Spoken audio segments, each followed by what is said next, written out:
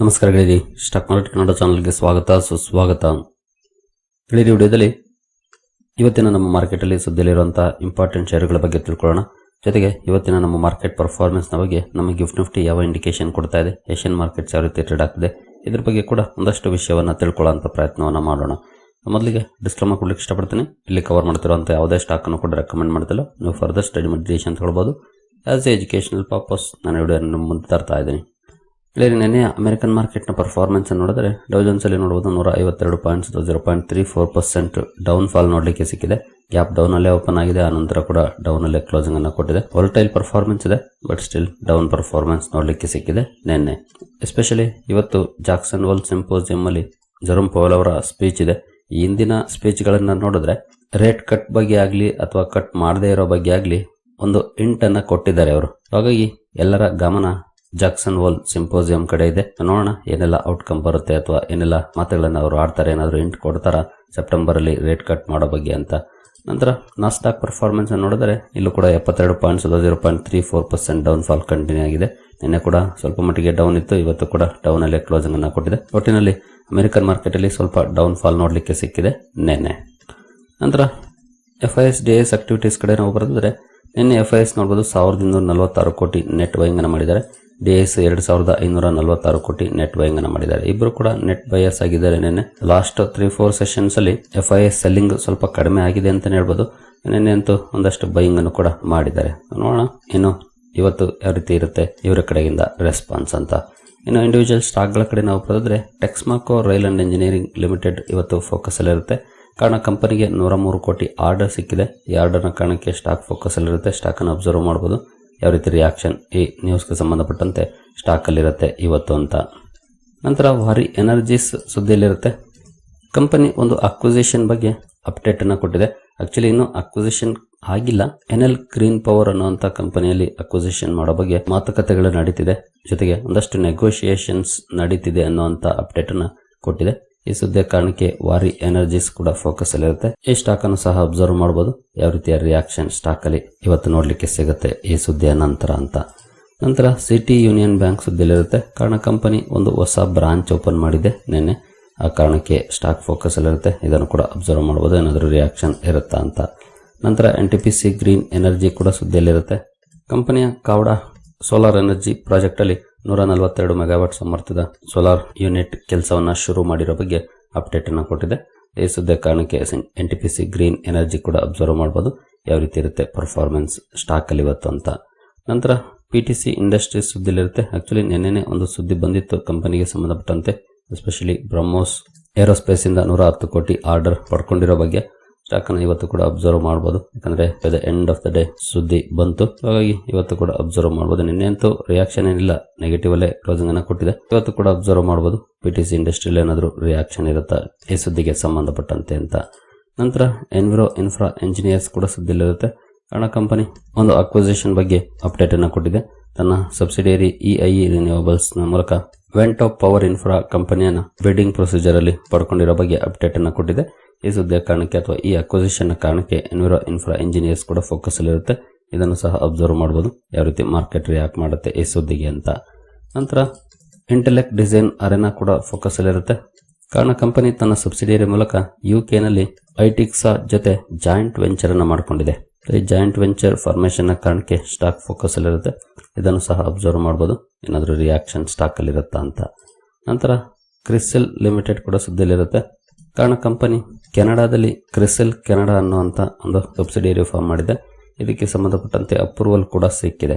ಈ ಸುದ್ದಿಯ ಕಾರಣಕ್ಕೆ ಕ್ರಿಸೆಲ್ ಲಿಮಿಟೆಡ್ ಅನ್ನು ಕೂಡ ಅಬ್ಸರ್ವ್ ಮಾಡಬಹುದು ಏನಾದರೂ ರಿಯಾಕ್ಷನ್ ಇರುತ್ತಾ ಅಂತ. ನಂತರ ವಿಪ್ರೋ ಲಿಮಿಟೆಡ್ ಕೂಡ ಸುದ್ದಿಯಲ್ಲಿರುತ್ತೆ. ಕಾರಣ ಕಂಪನಿಗೆ ಸಂಬಂಧಪಟ್ಟಂತೆ ಒಂದು ಸುದ್ದಿ ಇದೆ ನೋಡಬಹುದು. Wipro to acquire ER&D firm Harman connected services for $375 million. ಈ ಅಕ್ವಿಸಿಷನ್ ಅನೌನ್ಸ್ ಮಾಡಿದೆ. ER&D $375 million ಗೆ. ಈ ಸುದ್ದಿಯ ಕಾರಣಕ್ಕೆ ವಿಪ್ರೋ ಕೂಡ ಅಬ್ಸರ್ವ್ ಮಾಡಬಹುದು ಯಾವ ರೀತಿ ರಿಯಾಕ್ಷನ್ ಬರುತ್ತೆ ಸ್ಟಾಕ್ ಅಲ್ಲಿ ಈ ಅಕ್ವಿಸಿಷನ್ಗೆ ಅಂತ. ನಂತರ HG ಇನ್ಫ್ರಾ ಎಂಜಿನಿಯರಿಂಗ್ ಕೂಡ ಸುದ್ದಿಯಲ್ಲಿರುತ್ತೆ. ಕಂಪನಿಯ ಸಬ್ಸಿಡಿಯರಿಗೆ NHAI ಇಂದ 781 ಕೋಟಿ ಮೊತ್ತದ ಪ್ರಾಜೆಕ್ಟ್ ನ ಕೆಲಸವನ್ನ ಶುರು ಮಾಡಲಿಕ್ಕೆ ಲೆಟರ್ ಸಿಕ್ಕಿದೆ. ಈ ಸುದ್ದಿಯ ಕಾರಣಕ್ಕೆ HG ಇನ್ಫ್ರಾ ಎಂಜಿನಿಯರಿಂಗ್ ಅನ್ನು ಕೂಡ ಅಬ್ಸರ್ವ್ ಮಾಡಬಹುದು ಏನಾದರೂ ರಿಯಾಕ್ಷನ್ ಇರುತ್ತಾ ಸ್ಟಾಕ್ ಅಲ್ಲಿ ಇವತ್ತು ಅಂತ. ನಂತರ ಇಕಾಲ್ ಲಿಮಿಟೆಡ್ ಕೂಡ ಸುದ್ದಿಲಿರುತ್ತೆ. ಕಾರಣ ಕಂಪನಿಗೆ USFDA ಇಂದ ಒಂದು ವಾರ್ನಿಂಗ್ ಲೆಟರ್ ಬಂದಿದೆ. ಬೆಂಗಳೂರಿನ ಜಿಗಣಿ ಇಂಡಸ್ಟ್ರಿಯಲ್ ಏರಿಯಾದಲ್ಲಿ ಇರುವಂತಹ ಪ್ಲಾಂಟ್ ಕಂಪನಿದು. ಇದಕ್ಕೆ ಸಂಬಂಧಪಟ್ಟಂತೆ ವಾರ್ನಿಂಗ್ ಲೆಟರ್ ಬಂದಿದೆ. ಇದಕ್ಕೆ ಕಂಪನಿ ರೆಸ್ಪಾಂಡ್ ಕೂಡ ಮಾಡಿದೆ. ಇದಕ್ಕೆ ಬೇಕಾದಂತ ಎಲ್ಲ ಆಕ್ಷನ್ಗಳು ಕೂಡ ತಗೊಳ್ತೀವಿ, ಆದಷ್ಟು ಬೇಗನೆ ಇದನ್ನು ಫುಲ್ಫಿಲ್ ಮಾಡ್ತೀವಿ ಅಂತ ರೆಸ್ಪಾಂಡ್ ಕೂಡ ಮಾಡಿದೆ. ಈ ಸುದ್ದಿಯ ಕಾರಣಕ್ಕೆ ಇಕಾಲ್ ಲಿಮಿಟೆಡ್ ಕೂಡ ಫೋಕಸ್ ಅಲ್ಲಿರುತ್ತೆ. ಇದನ್ನು ಸಹ ಅಬ್ಸರ್ವ್ ಮಾಡಬಹುದು. ಮಾರ್ಕೆಟ್ ಅಲ್ಲಿ ಯಾವ ರೀತಿ ರಿಯಾಕ್ಷನ್ ಈ ಸುದ್ದಿಗೆ ಸಂಬಂಧಪಟ್ಟಂತೆ ಇರುತ್ತೆ ಇಕಾಲ್ ಅಲ್ಲಿ ಅಂತ. ನಂತರ GMR ಏರ್ಪೋರ್ಟ್ಸ್ ಕೂಡ ಫೋಕಸ್ ಅಲ್ಲಿರುತ್ತೆ. ಕಾರಣ ನಿನ್ನೆ ಕಂಪನಿಯ ಬೋರ್ಡ್ ಮೀಟಿಂಗ್ ಇತ್ತು. ಬೋರ್ಡ್ ಮೀಟಿಂಗ್ ಅಲ್ಲಿ 5,000 ಕೋಟಿಯನ್ನ ಫಂಡ್ ರೈಸ್ ಮಾಡುವಂತ ನಿರ್ಧಾರವನ್ನು ತಗೊಂಡಿದೆ ಥ್ರೂ ವೇರಿಯಸ್ ಸೆಕ್ಯೂರಿಟೀಸ್. ಜೊತೆಗೆ ಒಂದು ಸಬ್ಸಿಡಿಯರಿ ಕೂಡ ಫಾರ್ಮ್ ಮಾಡಿದೆ. ಈ ಎಲ್ಲ ಕಾರಣಕ್ಕೆ GMR ಏರ್ಪೋರ್ಟ್ಸ್ ಕೂಡ ಫೋಕಸ್ ಅಲ್ಲಿರುತ್ತೆ. ಇದನ್ನು ಸಹ ಅಬ್ಸರ್ವ್ ಮಾಡಬಹುದು ಯಾವ ರೀತಿ ಇರುತ್ತೆ ಪರ್ಫಾರ್ಮೆನ್ಸ್ ಅಂತ. ನಂತರ ಅವಿನಿ ಸೂಪರ್ ಮಾರ್ಟ್ ಸುದ್ದಿಲಿರುತ್ತೆ. ಕಾರಣ ಕಂಪನಿ ಹೊಸ ಸ್ಟೋರ್ ಲಾಂಚ್ ಮಾಡಿದೆ. ನಿನ್ನೆ ಬಿಕಾನೇರಲ್ಲಿ ಹೊಸ ಸ್ಟೋರ್ ಓಪನ್ ಮಾಡಿದೆ. ಈ ಮೂಲಕ ಕಂಪನಿಯ ಸ್ಟೋರ್ಗಳ ಸಂಖ್ಯೆ 429 ತಲುಪಿದೆ.